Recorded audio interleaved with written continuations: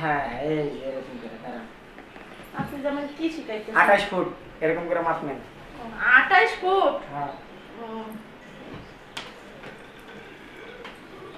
আবার চুইরা বসেন না। হ্যাঁ? চলে না বসলে আপনার উপর আমি মাপ নেব কেমনে? আচ্ছা আচ্ছা নেন নেন। তারপরে দেন।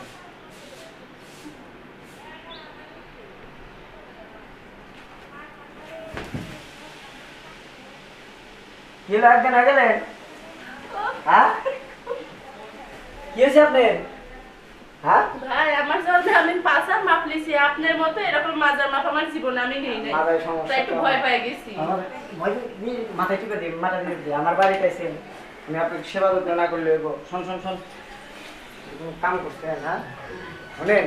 কিন্তু এই যে আপনার মাজার মাপ। হ্যাঁ ধরে রাখেন। এই মাপ তো নিলেন না, চেন চেন যে কাটবেন হুইয়া থেকে এই মাপ তো নেন। হ্যাঁ, খুব ক্লান্ত হয়ে গেছি। হ্যাঁ হুইয়া থেকে মাপ নেন, ক্লান্ত হয়ে গেছেন তো। দেখেন ছেলের মাপ নেন।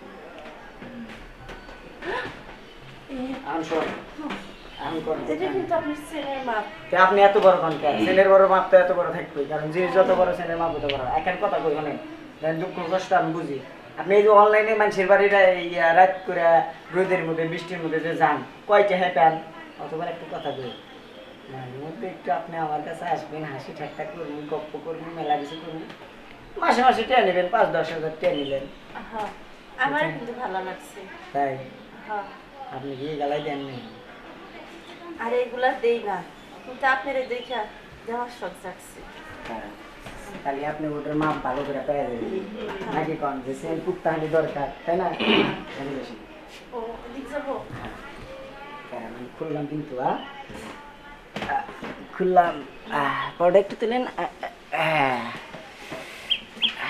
ভাই, অনলাইনে চাকরি করলে যে এতই পাওয়া যায় আমি তো জানি না সুযোগ সুবিধা। পাও সরান চেনের মাপ বুঝছেন,